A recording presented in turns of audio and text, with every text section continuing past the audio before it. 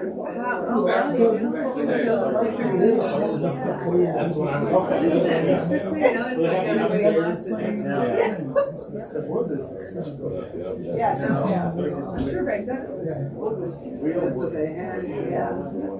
I'm at Las Vegas, that's telling me about Sears houses, how they used to bring houses in, and they would buy them from Sears and have them shipped in up with things. And you'll see a lot of houses around there. You're surprised how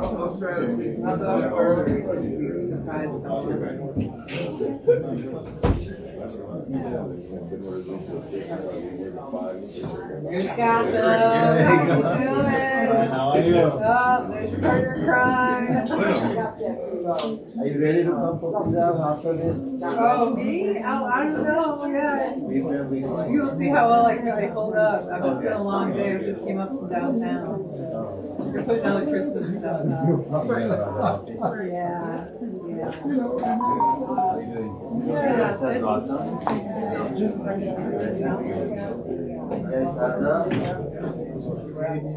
Oh, you're the handyman. Everybody loves you. Oh, good. That's what I said. Let's spread the word. Where are you located? I'm right Shirley Township area. So I go every month.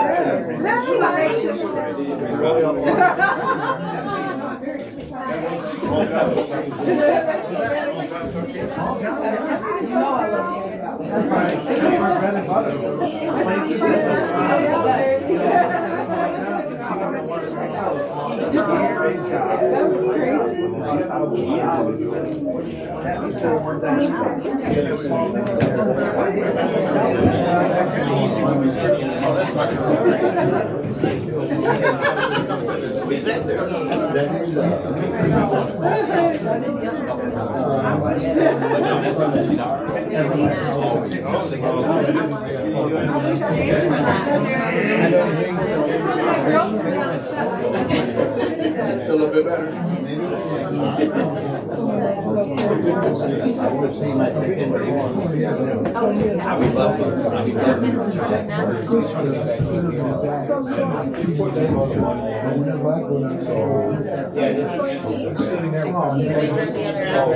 You gotta upgrade. Excuse me. I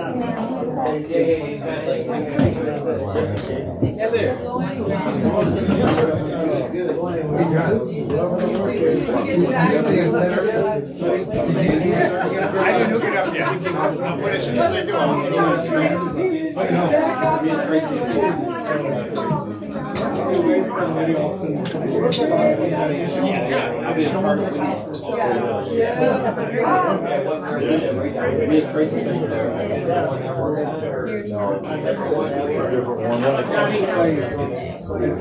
Got some seats in the front row, guys.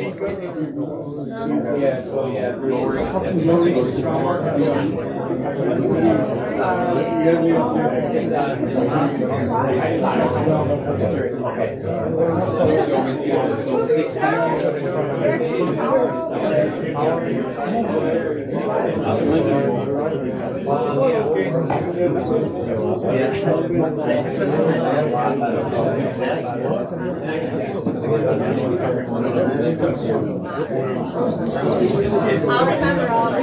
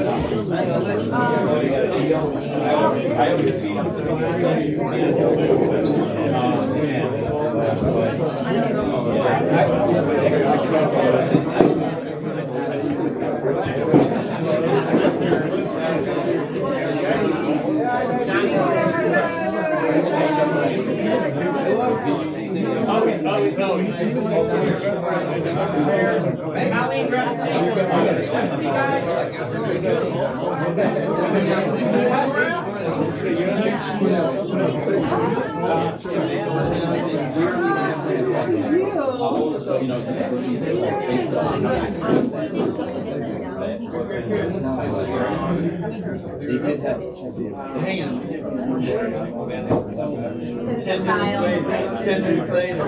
Alright, so we get a sit in the front row. I'll try not to stick. I want to do nothing but support. Nothing but support, right? It's not for you. But if you want one, you're going to get it now because there's a hawk out there that watches the alcohol during the meeting. We'll just put a bottle right here. I mean, that would be okay too. That would be okay too. Blue. Yeah, these. All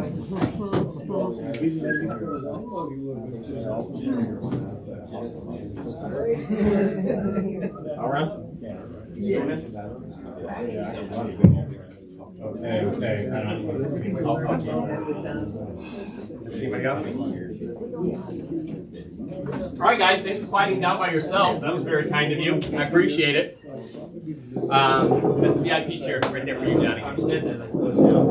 Mr. McKay had a few extra seats open up here, but I guess he doesn't want you there. So, how many first timers do we have here? Raise your hands. What? First timers, not you. Oh, Not you. We got a nice new crowd. Welcome. I appreciate you guys kind of coming out and welcome to our circle. You'll find a lot of people here that are doing a significant amount of real estate investment in the Tri-County area. So, as far as you people that are seasoned and been around, go out of your way, introduce yourself to the new faces. We want to make as many friends as possible. Let's go ahead and get started. All right. So, especially for you new people, here is our closed Facebook group.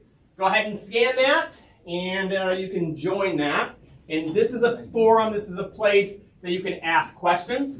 This is a place that you can see us post a lot of our off-market property. This is a place that you can find vendors and people that you meet here. So jump in, and if you have any friends that are investors, you're more than welcome to invite them as well. I think it says 5,600 members. Anybody know what we're at now? 5,600. 5.7? 5,000 what? 600. Okay. All right. 5.6 members. I guess we're rounding down. Anyways, okay, everybody got it? Next thing, if you guys don't know, the Monzo Group has rolled out our TikTok account. Now that, it's not Chinese owned and the communists are not getting us anymore, you can jump on the TikTok. And we do Monzo Minute on there. So I'm basically explaining parts of the industry, parts of the process, different ideas about real estate. They're normally 30 seconds, and my other friend Eric here videos them and comes up with the questions. So if you have anything that you want me to address on it, please relay that to Eric today. He'll be around emptying wine glasses most of the night. Okay? All right, everybody got it? You want our off-market stuff, which is why most of you guys are sitting in this chair. Scan this, type in your email address, anything that is below market value. We shoot for 20% below market value.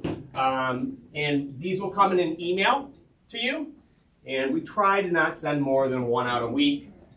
We don't want to overwhelm people, but go ahead and sign up there, as well as insidersinventory.com. If we broadcast it out, it's always on insidersinventory.com. You can see all of our off-market properties on that website as well. Okay? Everybody got it? Signed up? Yes. Okay. Let's go. Now you're almost done with your phone, so make sure it's turned off. Put it away. Unless you're VIP, Mr. McKay, and then we're good. All right? Let's get into it. Next month, we are having an ugly sweater Christmas party contest. It will be here. The time will be 6:30. We will not have a speaker, guys. This is just Christmas party. This is just for you guys to come hang out, have some drinks, meet some new friends, and it's open to whoever you want to bring, okay? Not family reunion style, but you got another agent, you have another investor, you have somebody that you want to bring around, please do so. All right? So 6:30 doors open on the 16th. All right, so insider's inventory market temperature. So what do we do here? We buy houses, we sell houses, we invest. You have some of the smartest people in the Tri-County area that are doing that in this room right now. The person sitting next to you could be a billionaire, or they could be somebody that's just putting their toe in the water, right? But we want to ask our audience, we want to ask people that are highly educated in this field what they think is happening in the market. Okay, so that's why you guys were surveyed when you walked in, and this is the results of the survey. Eric? 5.6, as you guys saw. Is that a strong market? No. No. Do you guys remember, was it 5 months ago, we hit 10 back to back? Best market in the world, oh my God. We're all gonna buy every single house there is. There you go, right there, look. So you see the market trajectory, you see the way things are going. Most of us in this room, I would say probably 90% of us are Michigan natives and based in Michigan. Yeah, we have people from different countries here and people from out of state that come in to kind of hang out. But the majority of the people asking or entering these questions are people that live here. So we already understand the market as far as seasonal shifts and changes. And we're not factoring that in, okay? So to have a group full of educated people coming in at 5.6, not super optimistic, right? Definitely not a seller's market anymore. All right, go ahead. So here are our numbers. Again, you will not find these numbers anywhere else. We populate these numbers ourselves. Marissa, if you guys remember Marissa, she officially retired. She is now a school teacher with her children. So Eric is taking over that. So give Eric a round of applause. Thank you, Eric. It's a lot of work, guys. It really, really is. It takes hours and hours of time to put it together. But I want to go over Macomb County. If you have any questions, let's wait till the end and we'll kind of go from there, okay? So, new listings, down 4%. Is that crazy? No, it's October, man. You're supposed to be down in October over September. Pending sales, down 1% over September. Is that crazy? No, it's not. Last month. Yeah. Last month was down a lot. That was a weird month. It's like the pullback started early, right? So if you look at our closed sales, we're pretty much flat.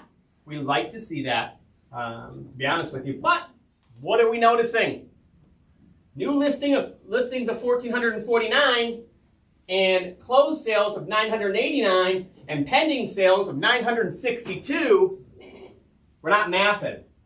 We're leaving a substantial amount of the new inventory, a third of it, sitting on the market.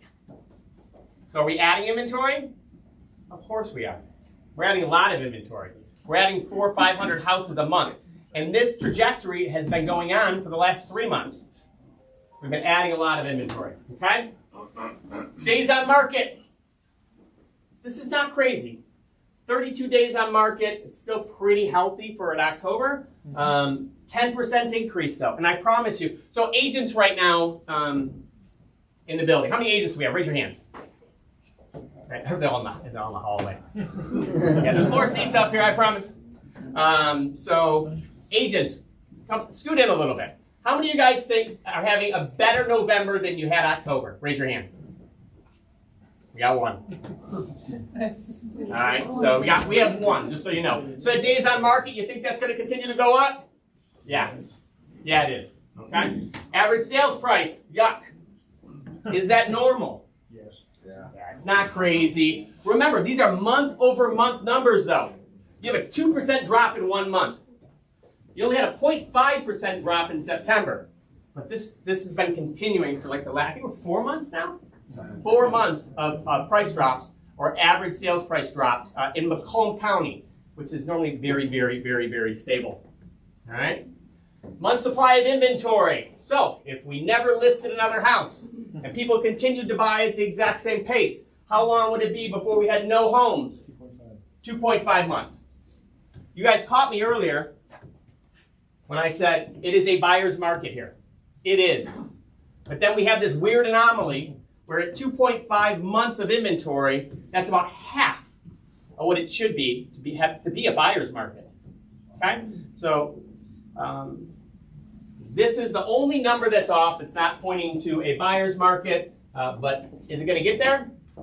We'll see. We know we're adding more and more and more inventory. I don't see it stopping anytime soon. So my only real curiosity is how long does it take till it gets to a buyer's market? Is it going to be 6 months? Is it going to be 8 months? Is this going to slow up or speed or slow down? Speed up or slow down?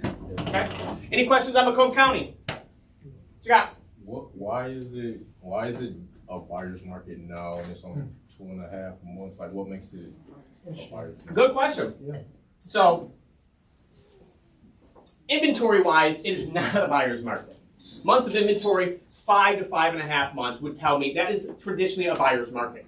We have so many other factors, and I'm going to get into it later when we kind of wrap things up. But the tall tale signs are you have a lot more listings than you had acquisitions.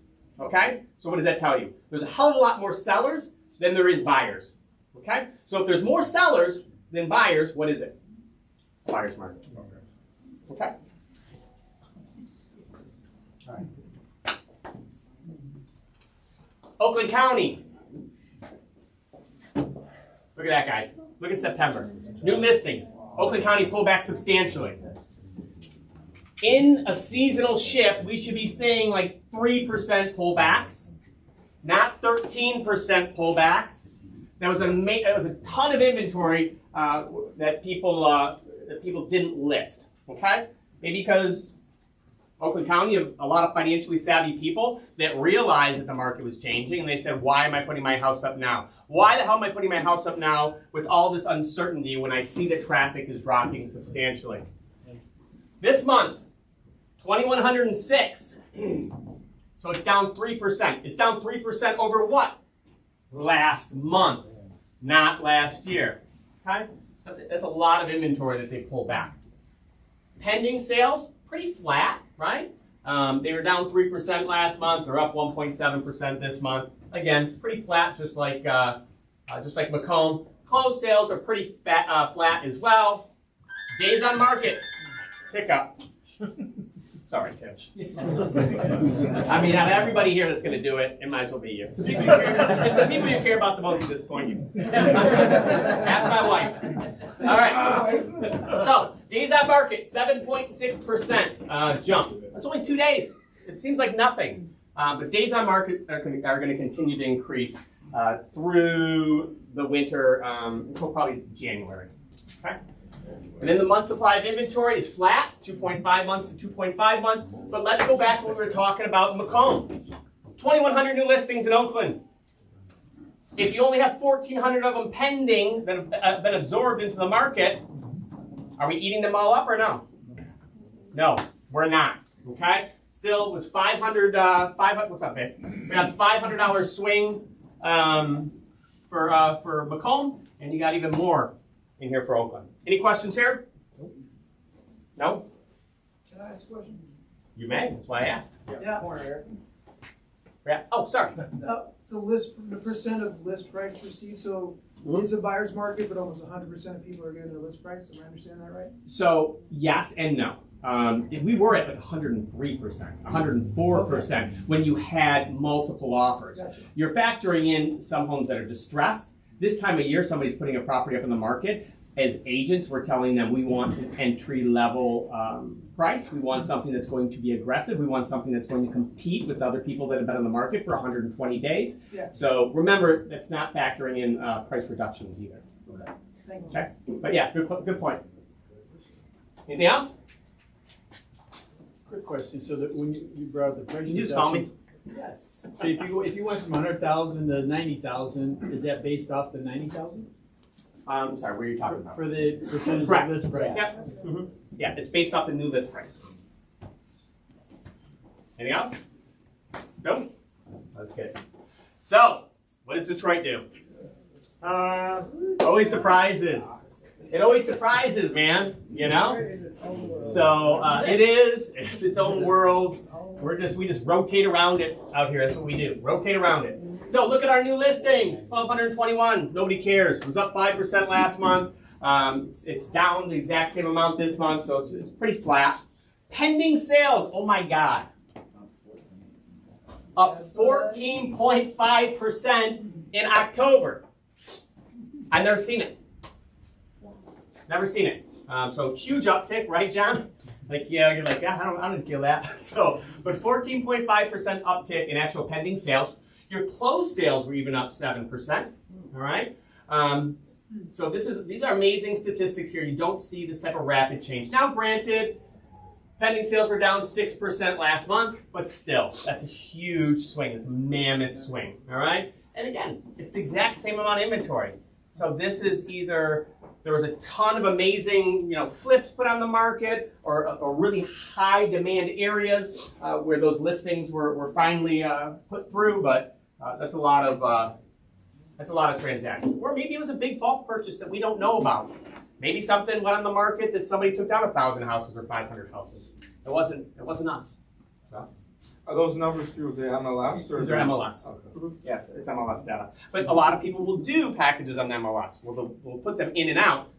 Now, granted, typically after they sell them and after they close. We have one we're doing right now today where we did a 12-pack where my team is putting it in, closing it, putting it in, closing it, putting it in, closing it. So that does happen. Especially if it's advantageous for this little thing right here. So why would you do that? Put it in, close. Well, we have a couple different reasons. If I know that we own a lot of properties in a specific area, right, and we sold a package, we'll say top dollar, I want to create comparables for Bob or for whoever else that's out there. Why not give them the data, okay? Now, on the other side of the coin, if we're selling something substantially below market value, do we want to buy in those areas? Maybe. And if we want to buy in those areas, maybe we should put that in too. So it's kind of a catch-22. But it's all depending on what the people in this room are looking to buy, what orders we need to fill, and if it's advantageous to our clients. And if it is something way below market value, if somebody here is buying something, and I know they're going to flip it, not going to put it in MLS, right? So it's kind of a case-by-case scenario. All right, days on market, small uptick there, but do you notice Detroit is still at 49 days on market? So they're moving all that damn inventory, but it's still taking a little while to do it. All right. Average sales price. Here you go. You ready? 10% in 1 month. Not bad. Is it just a correction though? Is it really, Mr. McKay? I'm asking. I know, you pay attention. You're It's the good. star. It's good. It's good. I like when you sit in the front row. I like when you sit in the front row. So, if you look right here, guys, there was a 13% dip last month. All right? There's a 13% dip last month. You have a 10% increase this month. Good catch, Tim. Yes, the demand increased, which then therefore drove the prices back up after they had dipped substantially. Okay? But look at the very bottom. Inventory still went up. And back to what we were talking about earlier, 6.5 months of inventory here, right? Wow. Is that a buyer's market? Yeah. Probably, but guess what? What the hell is this doing then? And what the hell is this doing? It doesn't always add up. Everything, I have an explanation of what it's. Go ahead, Johnny. So for the two things that you can't. He's not some random guy who just showed up there. I am. Anybody that dresses that way got to be pretty damn smart. Okay? But the two things that you say you can't answer is that Detroit is now a place where you know that the market's going down. So I think everybody knows that ahead of time when they're listing properties and they're listing it for less. That's why they're going, quicker and then staying, longer. So it's just they're listing them lower, and that's probably why it was an uptick this month. I love that explanation. People are being more aggressive, and I think across the board, just to your point earlier, like why they're getting 90, 96% or 98% or whatever. We're doing that as agents. We're having those conversations. And if somebody flips houses or an investor, if you're putting something on the market, you're a fool if you think you're going to get the same prices as June. So yeah, that's a good explanation, John. People are pricing things more aggressively, and they're going to continue to do that. They're going to continue to do that through November, through December, and then January you're going to see a change, and in February we're going to say the same damn thing. That's the armpit of the year, and then we're going to be off to the races again in March. This is what it is. But yeah, we price things more aggressively in the winter in Michigan. That's a good explanation. But there is something else here though. price it more aggressively. John, I agree that is a lot of the reason why, but you still have this average ticket that's increasing a lot. Okay, so it explains a lot of it, but not all of it. The maps around the Metro Detroit real estate market are not north and south. I Go ahead, have Chad. a thought, maybe I'm wrong. That's okay. I think the houses that are selling on the market will be in the better neighborhoods, 133,000 will be in the better neighborhoods. And this information doesn't take into consideration a lot of properties that go, but they are not even going on the MLS. They go off market. And I think in Detroit it will be way more than other counties. A lot of the distressed stuff, you're right, is not being put through the MLS. It's not over here, it's off market. And I feel that personally that I get way more deals than I used to get like a month ago. In Detroit, a lot of stuff was selling all the time. Now, way more. So it's a good point. Remember what I said. Why would you not put that in MLS and out of MLS? Well, if I'm filling orders, if I'm doing business in those neighborhoods, and Victor's buying a property in East English Village and he's getting it way under market value, is he going to have me put that in and out of the market? No, of course he's not. He wants to stabilize his other properties. So people are intelligent, and they pay attention. But regardless, month supply of inventory 6.5, and one thing, Shine, another thing, key component is there's a ton of building going on in the city. Yeah. So we are factoring in properties, right? We're factoring in properties that are new condos, right? Stuff being built over, City Modern behind it, or a ton of the stuff in Corktown. It doesn't take many $500,000 condos to skew a market with an average price of $130,000. So I think that's probably more the explanation. But it does not explain the pending sales up 14.5%. Okay? All right. Any other questions here, guys? No? Okay. Click. All right. Let's give a recap here. I know. Got a seat right there. All right. So I'm going to go ahead and give you a recap. So housing sentiment highlights. All right. Positive developments. National Association of Realtors and Home Builders, Wells Fargo Housing Index, builder sentiment rose 5 points. That's a big move. It's been extremely negative, extremely depressed. Builders have been giving tons of different credits, so it's nice to finally see that move in the right direction. Okay? We have some lingering weaknesses. What are they? Buyer traffic remains weak. We already talked about that, right? Despite lower mortgage rates. Houses are on the market longer. 63 days is the national average. You guys just saw what we have here. We're bitching about 28 days on the market, 30 days on the market. Even Detroit's only 48 days on the market. Okay, so our national average is 63. If you go out west, you guys want some water? Right in the oh, yes, wrong pipe. You can pop a hug. All right, so you have a big disparity. Out of the West Coast are 90 days on the market. Okay, collectively on average, we're at 63 days on the market, and then we're sitting here in the Metro Detroit area. If you blend it, we're probably right around 42, 43. We're doing pretty damn good. We're in a pretty good place considering. All right. So prices are mostly flat, with the South and the West declining, and soft gains in the Northeast and the Midwest. What's our overall takeaways? All right. This is another good one, another little gem we found. Midwest rents rose 6.1% in the first half of the year. Who felt that? I didn't. I didn't realize it was happening. I thought we made so much money and we appreciated so much in our rental amount that I haven't even really been keeping track, to be honest with you guys. So to sneak in another 6%, that feels great. Market operating under soft demand and affordability constraints, we already know that. The builder improvement is big, but here's another huge one that came out yesterday.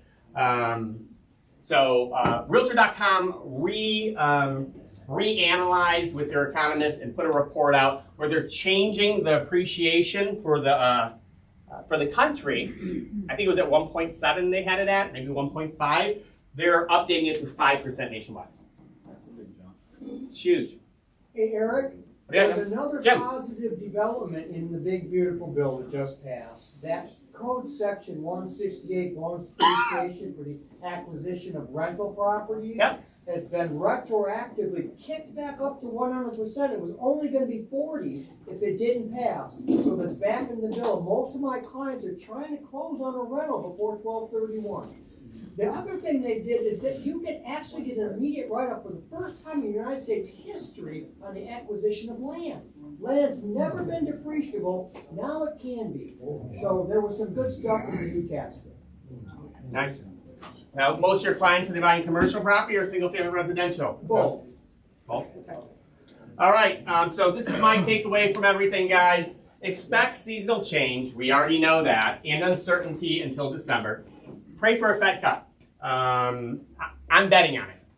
So we have people kind of going back and forth, back and forth. The Fed, I believe, did a misdirect. And this might be me just thinking I'm smarter than I am. But the Fed came out and he said, you know what? I cut, but I'm not sure I'm going to cut in December. I'm just not sure. What did that do?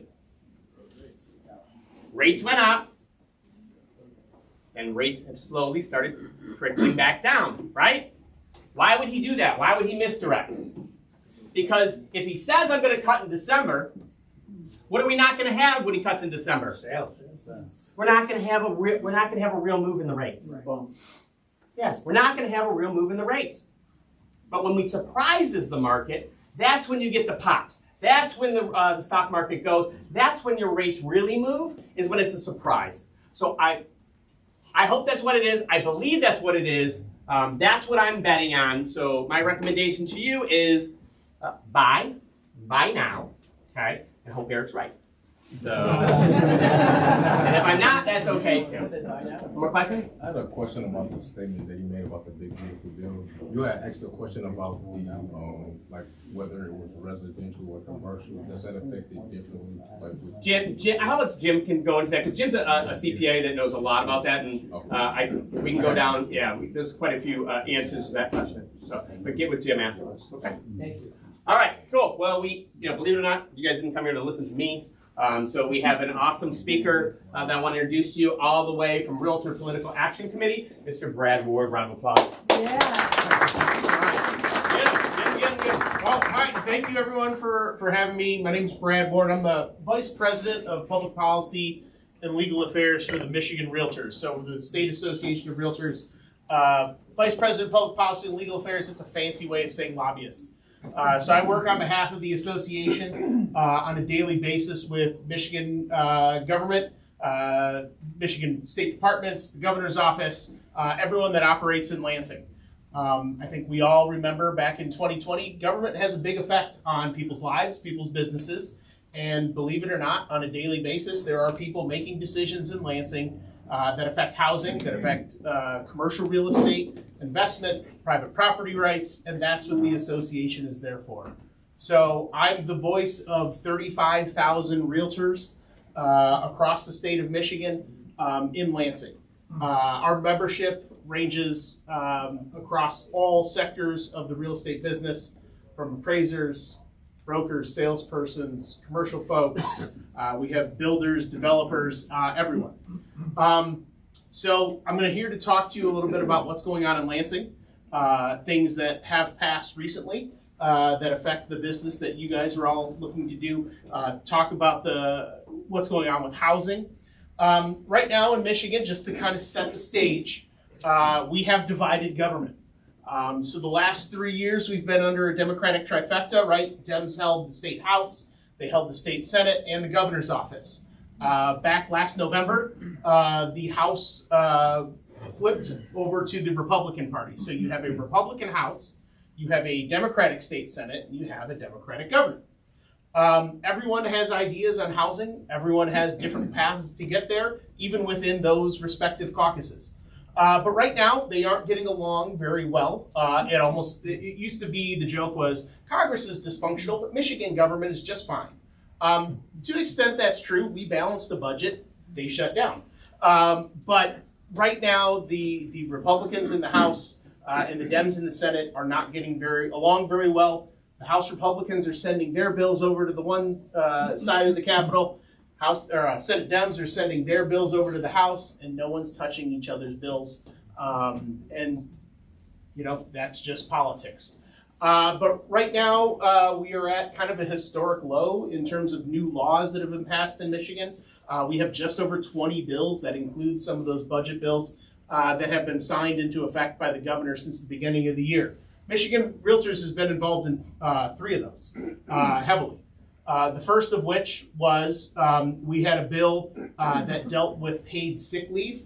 In that, there was definitions of who was an independent contractor. Most realtors, self-employed, 1099 individuals. It was very important for our membership to protect that independent contractor designation. We stepped up and protected it in that paid sick leave bill. Another one called the Marketable Record Title Act. This is to make sure that when you guys go and sell and buy properties, that the title process works smoothly, that you're not caught by any old lingering deed restrictions or encumbrances that could hold up closings or even kill closings. So the Marketable Record Title Act was something that we worked on to clear up, provide ways for people to preserve those restrictions and encumbrances if they wanted to, and to let the old ones and the bad ones fall off so the market can move smoothly from here on out. It was about an 8-year process to get this marketable record title correct. The other one is in the state budget. Anyone, who are the agents in the room again? Raise your hand if you're a real estate licensee. CE Marketplace, where you get all of your continuing education information. You can take classes through there. That's run by Michigan Realtors. And we do so with a grant from the state of Michigan to track it and approve continuing education on their behalf. And we were able to secure money to keep CE Marketplace working into the future. We have a housing crisis in Michigan. We have more demand than we have inventory. We're not unique as a state in terms of the situation that we're in. A lot of other states are even worse off than Michigan is. But there have seemed to be 2 different approaches to a housing crisis in Michigan. There has been, as you may have heard the governor say in her State of the State at the beginning of the year, build, baby, build, more inventory. Creates housing opportunities for people. More inventory will lower prices, increase availability.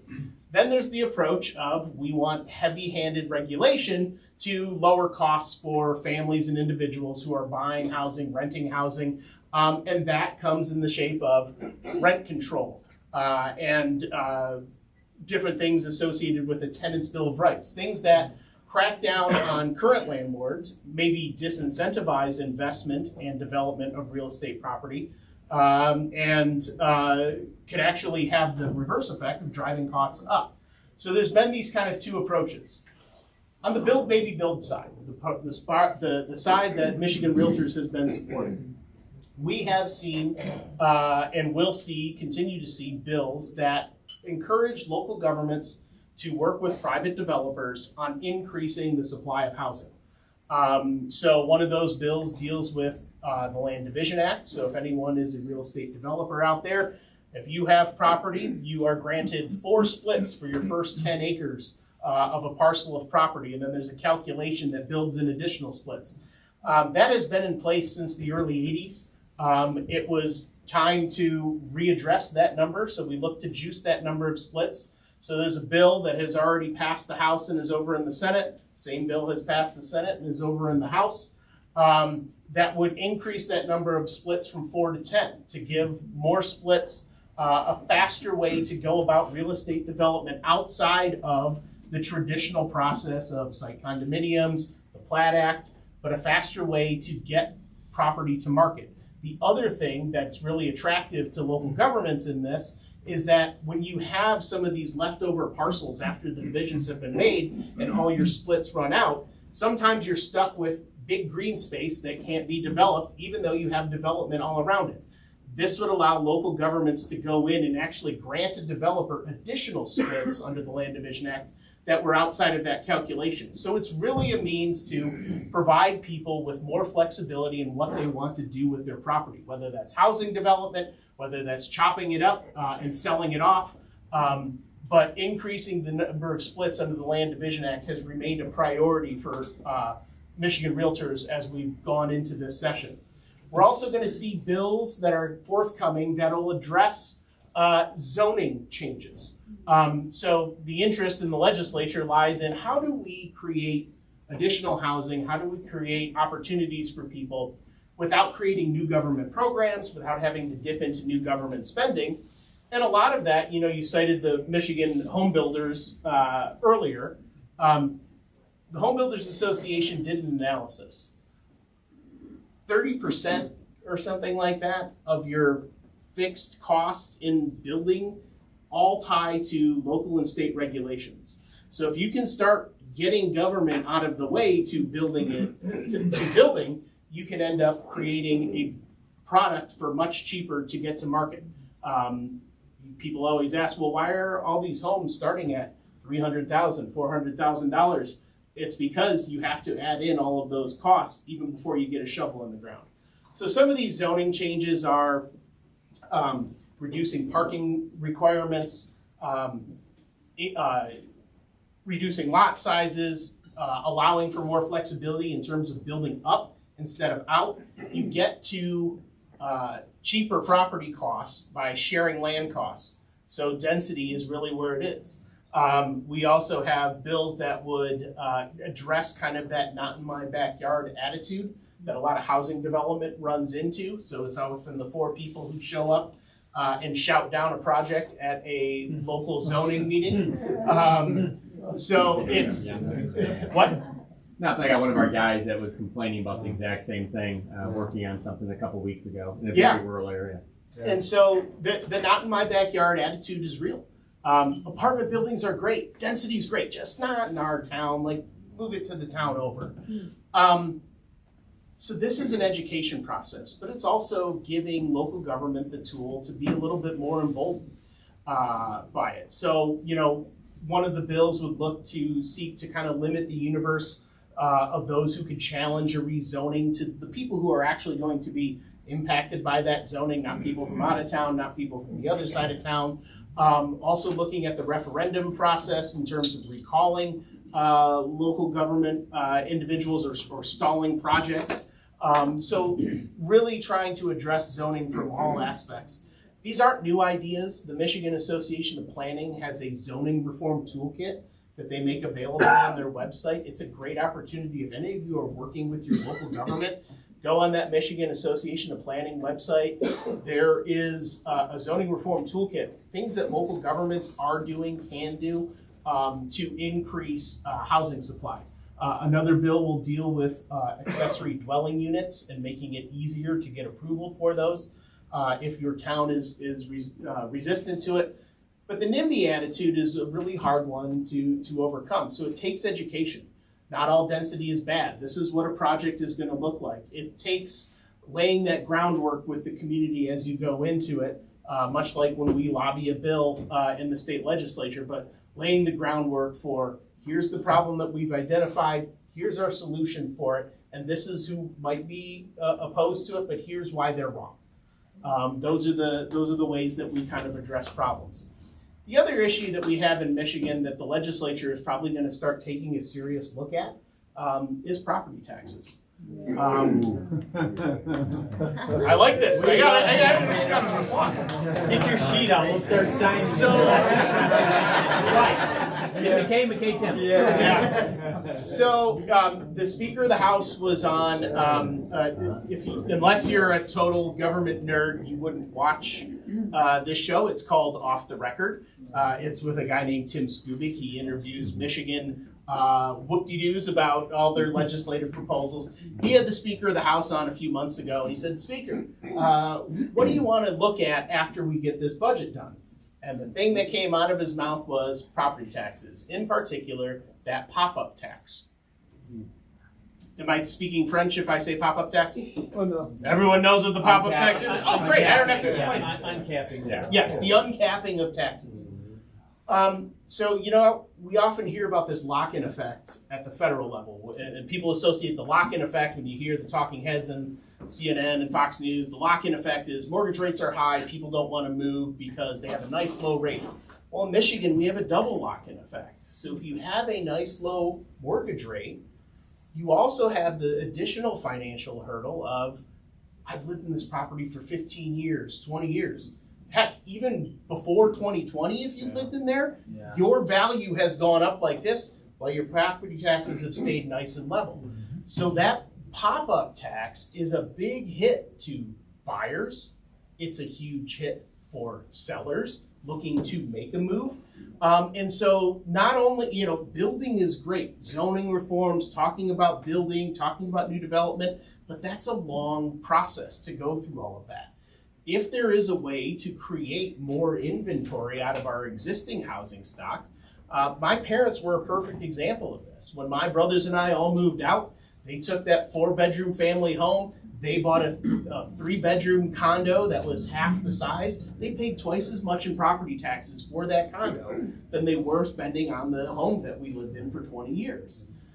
Those are not uncommon stories. We have a lot of people who are, I'd love to move, I want to downsize, but it makes no financial sense for me to do so right now. So the blessing and the curse of Michigan's property tax system is that it's written into our state constitution. So Proposal A was voted on the voters back in 1994. It created the property tax cap system. Michigan's not unique in having a property tax cap system. And back before Proposal A, we had the situation where property taxes were going up exponentially. New millages were passing, values were increasing sharply, and the cry was, we are taxing grandma out of her home. Now, we are taxing grandma into her home because it doesn't make sense for grandma to move if she's on a fixed income and is going to face a huge jump in not just her mortgage rate, but also her property taxes. So if you want to change the property taxes in Michigan, the legislature really only has a few levers available for them to pull outside of the Constitution. One of those things that they can look to adjust is the pop-up tax through certain definitions and processes. California and Florida, 2 states, opposite ends of the political spectrum, both have property tax cap systems.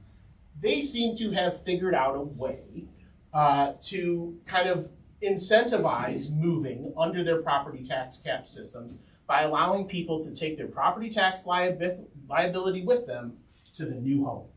In Florida, as long as you're buying another Florida principal residence, you can take that property tax cap with you, your property tax liability. In California, they identified, all right, who wants to move, who needs to move, and they grant their portability to seniors, severely disabled individuals, or people who have lost their home due to natural disaster. So they've created their portability. Portability is a little tricky in Michigan. We are still looking at how we can legally do that. But there are some other options that may be on the table. What if we phased in that pop-up tax? Works for young first-time homebuyers, people who can get their foot in the door. And then as they get a little bit more stable in terms of their finances and their careers and things like that, that step-up basis helps them. May not help a senior on a fixed income, but phasing in that property tax to give them a nice soft landing would be an opportunity to provide them some relief.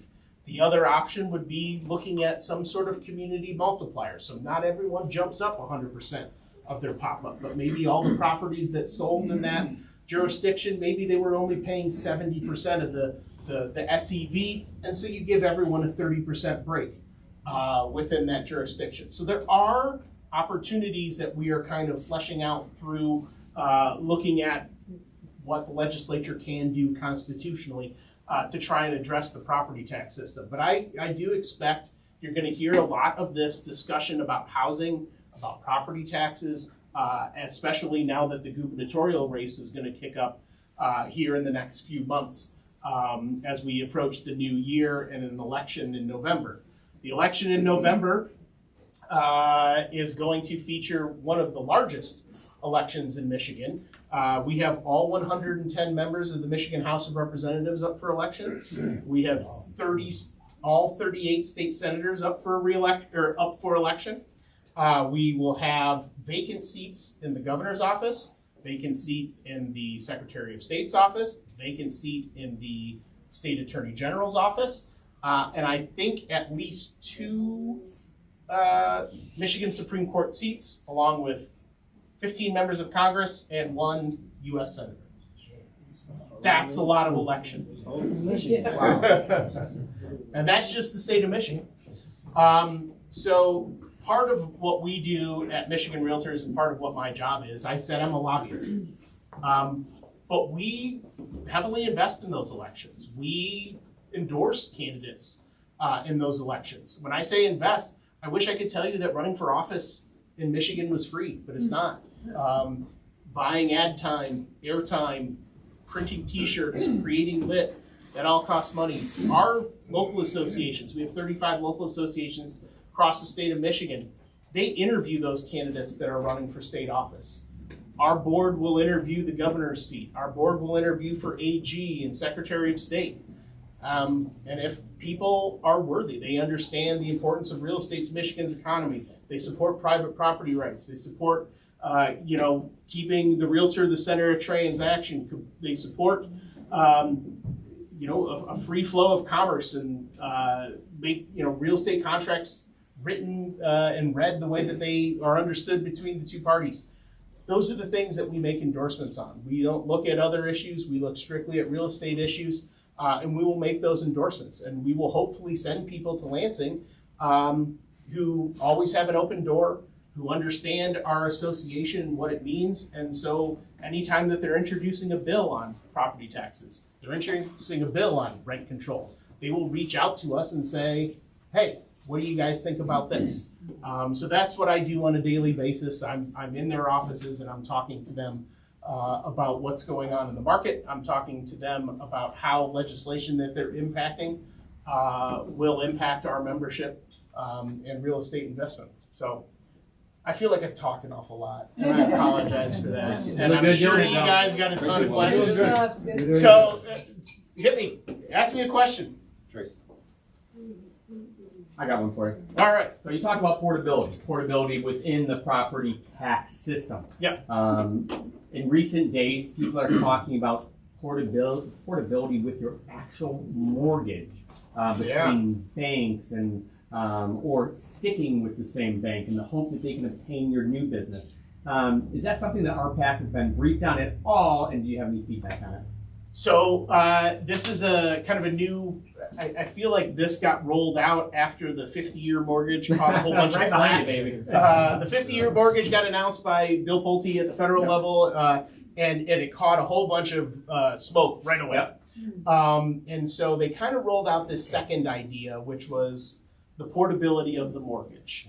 I don't know how exactly that would work. It seems rather complex I went into policy because I didn't like to do math, and that sounds very mathy to me. But yeah, the National Association of Realtors, the thing we always joke about RPAC, the reason why we do make endorsements and we do candidate interviews is because it gets you a seat at the table. And if you're not at the table, you're on the menu. And so they're at the table. They're at the table talking with FHFA about these. They're talking with HUD about all of these ideas in terms of getting more capital into the market, getting buyers the ability to get those loans. I know that NAR wasn't a huge fan of the 50-year mortgage either. And so, maybe the portability has a little bit more wings, but we'll have to wait and see. No one really kind of announced how that would work. Yeah, this isn't the first time they talked about that. They talked about that 20 years ago. So quick question. So the laws and policies you're talking about that are going to be changed and that are changing, the example you gave of dividing into 10 instead of 4, right?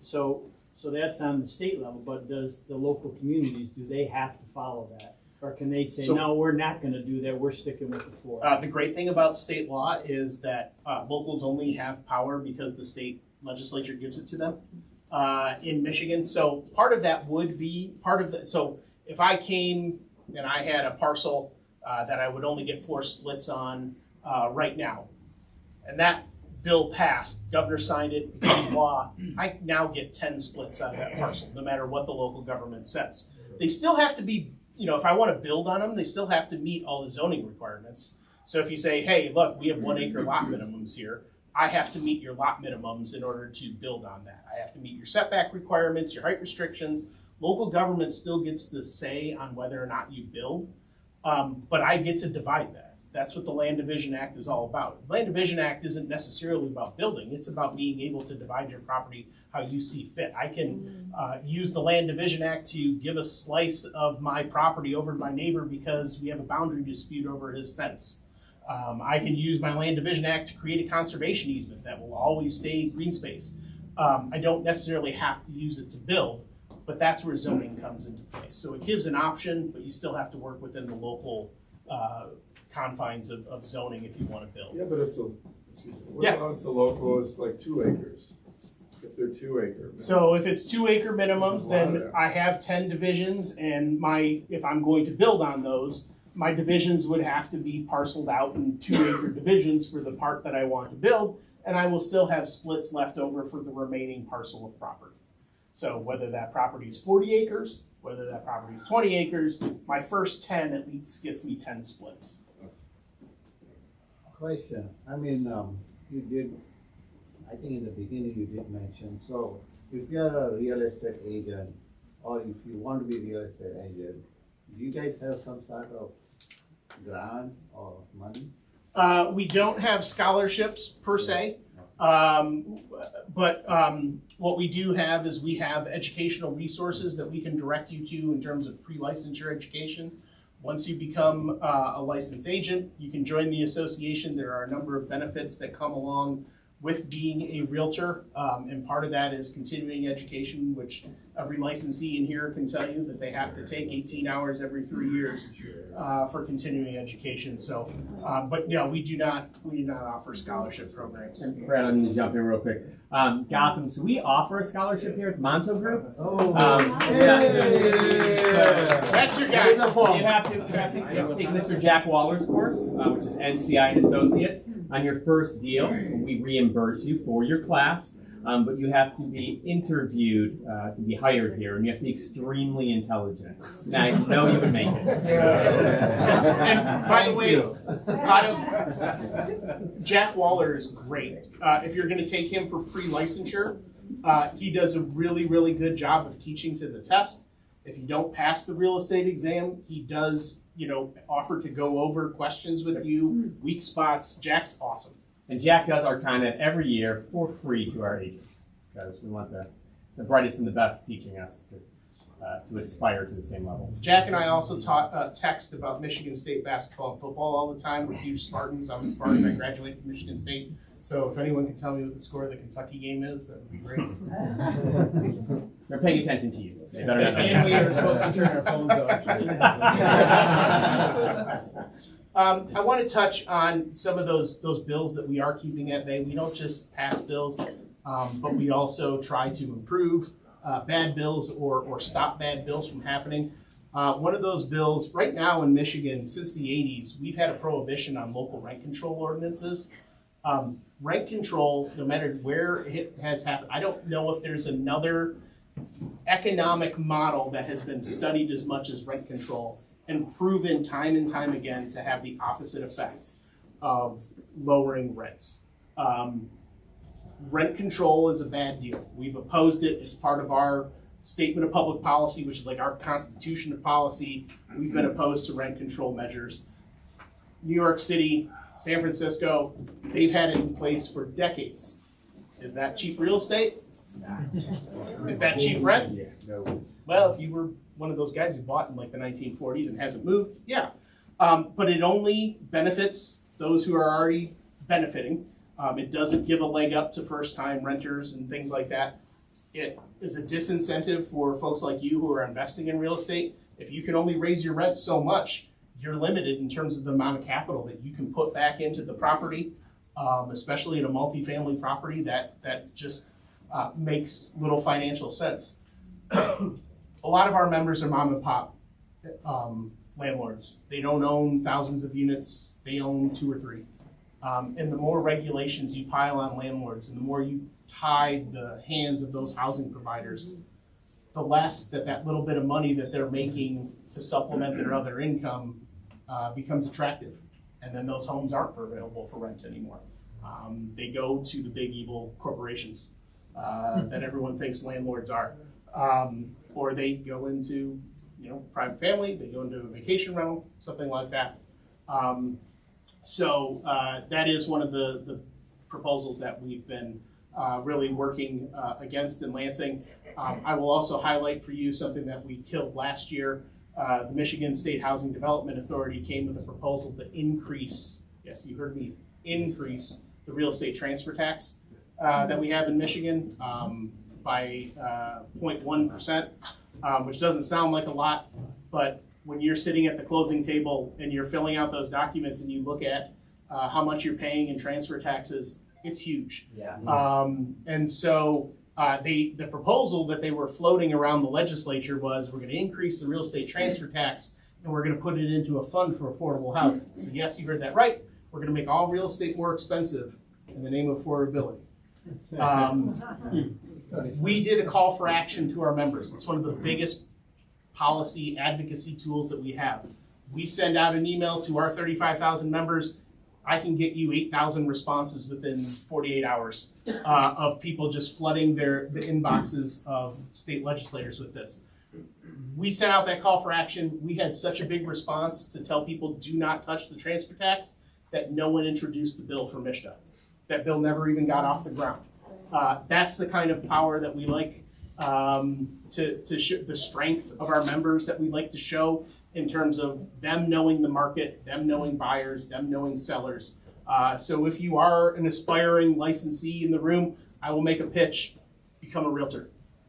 So, and I'll leave you with that unless there's any other questions. That's awesome. A round of applause. Gotham, what do you got, buddy? Yeah, I have a simple question. More free money. Let's go.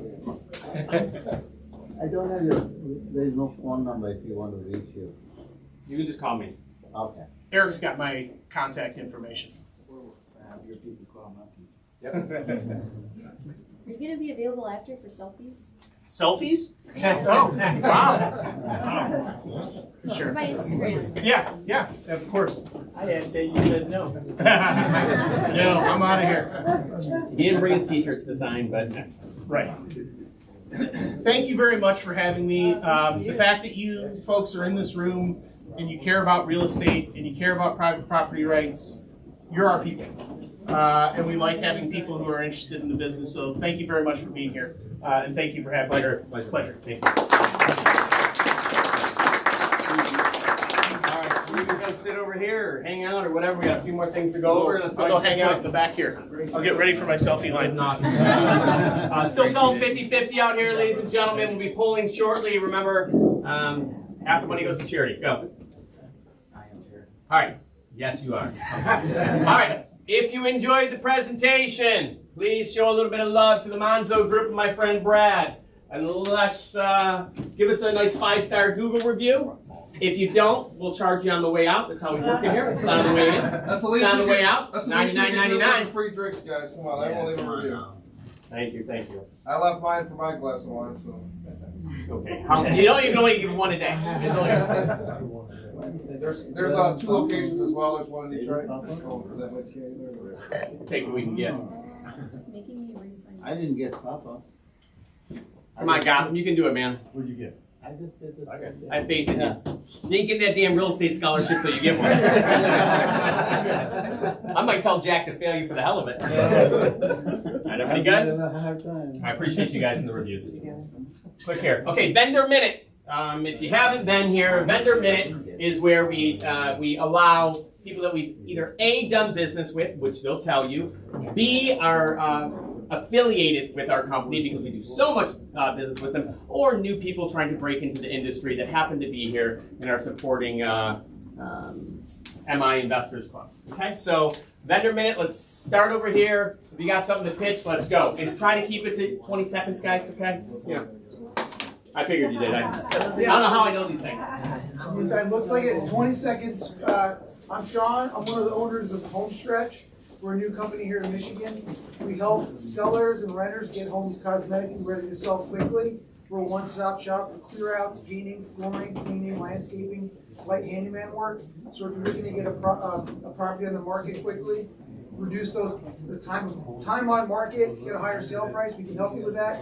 If you're also looking to rent a property, you need to flip it quickly. One of our biggest assets is we can move with speed, coordinate that project, get it done within about 7 days. And you guys finance stuff too, right? We do, we have a pay and close option. Yeah, they're plugged in with Real Producers Magazine, so good guys. Thank you. Round of applause. What do we got? Okay, I wasn't expecting to do a pitch, so I'll just be quick. I'm Christina Gorton. I'm with Expert Home Lending. I do commercial and residential lending. Lately I've been doing a lot of investor deals. I also do a little bit of credit repair as well. So in this market, I have a lot of investors wanting to do fix and flip, but their credit might not be there. So I can pretty much do it all. That's all I got. Dave, go ahead. David here, ACS Roofing, preferred roofing vendor of the Monzo Group. We do everything from commercial to asphalt, from your investor houses to your big properties. We also do financing and insurance. Just as of last month, we are officially in-house financing deals as well. As long as, if you guys know someone that, as long as they got a decent amount of equity in the house, we'll also finance them in-house now. Thank you to Tori over here. And yeah, so, thank you. Thank you. You got a good improvement in speaking now. Yeah, he's working on it. He's doing good. He's doing good. Tori, you want to go for this guy, please? Sure. Tori with Macomb Property Exchange, kind of an in-house hard money lender. You need money quick, fix and flip, rehab, looking to put some money into the property and get refied out. Let us know. All right, Tori. Joe, you want to speak? I do. Joe with Michigan Mortgage Pro. This is also Sean with Michigan Mortgage Pro. We are the preferred lender of the Monzo Group. We are your local mortgage broker, so we partner up with about 15 different lenders. Conventional, FHA, VA, USDA, down payment assistance, and then we do dabble, and by dabble I mean a lot of investor products. You name it, we have it. Ground up construction, fix and flip, and a lot of DSCR and portfolio. We have cards in the hall. We'll both be outside to go over any scenarios you have to. So we appreciate it. Vendor minute. Go ahead, Chris. Yeah. Chris George with HDX Home Inspections. We do commercial, residential, and investment properties. We do a lot of investment properties lately, a lot more in Detroit. It's kicking back up. We also do sewer scopes, mold testing, and all environmental testing. We get your reports out same day, so you don't have to wait for them. All right, Chris. My name is Malik. My company name is ProBucks, and what we do is help businesses or investors run their business more smoothly and efficiently. So we automate a lot of the processes, whether it's like lead generation, client follow-up, or just any side of the operations that get like pretty repetitive. We automate that and make it easier so we can focus on like what actually like push the needle forward. Okay, so this is in the real estate space? Yeah. Gentlemen? Okay. All right, appreciate it.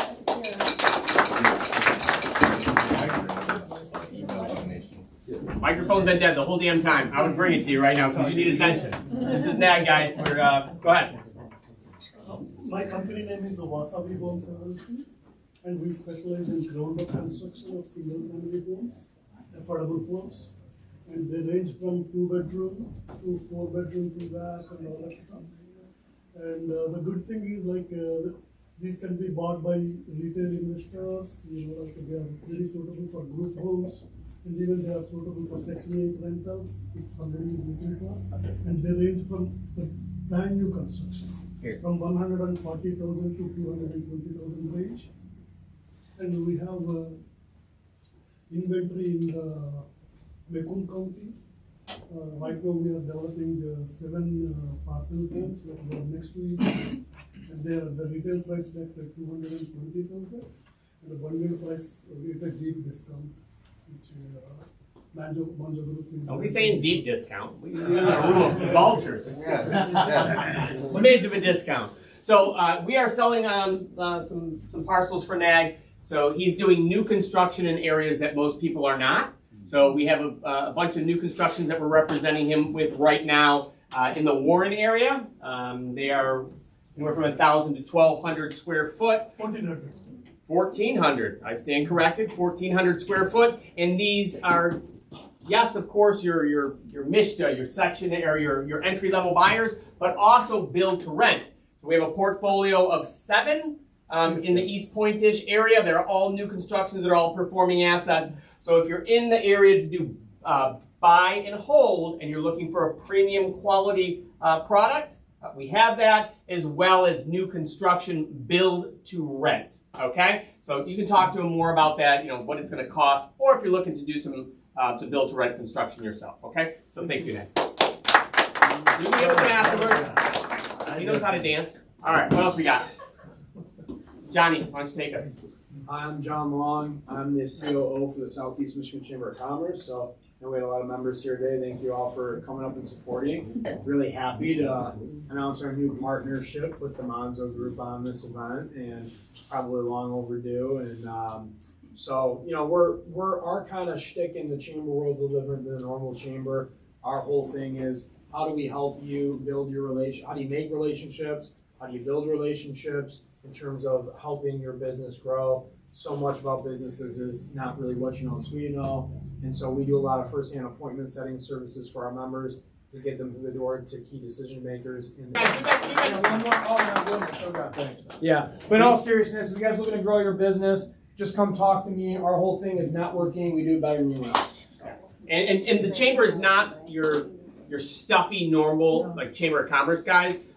They have, is it 5 chapters? We have five sub-chapters. 5 sub-chapters, 5 different locations. John and his father have been instrumental in helping us build our business. And the biggest advocates that we have, it's them out there talking to people, and it's vice versa, right? Yep. So their stamp on our meeting and to endorse our meeting and open it up to their members means a ton to me, and I appreciate it very much. And so if you are a vendor minute people, I would highly recommend you get in with the chamber, because I'm going to tell you right now, we're not going to be giving you too many high fives unless you do. Okay? So give us down a round of applause. All right, who else we got here? Let's go. I have 2 quick things. One, I'm a private lender. So if you're looking for a private lender, I'm not a broker representing any companies. I'm a private lender for non-owner occupied investment type loans. Why are you staring at him like that? He's talking. 248-703-9272. Again, my number is 248-703-9272. I'm also working with the East Coast with a company called Wagoo.ai. I've been using the tool for AI powerful desktop applications. When you drive, you want to do things on the voice, read emails, reply. It's helping me a lot. So if any of you are interested, I can hook you guys up with them as well. Again, my number is 248-703-9272. Thank you. I don't have a card. What's your number again? My number is 248-703-9272. That's my cell phone. You can text me. Thank you. Hi, Tim. Hi, Tim. Bye, Tim. Use the microphone once tonight, guys. Get our money's worth. Okay. Any other vendors? What do we got? Anybody else? Yeah. Nobody? That's it? All right, guys. Plenty of drinks outside. Hang out. Nobody's going to throw you out for at least an hour. And appreciate you guys, okay? Thank you for coming.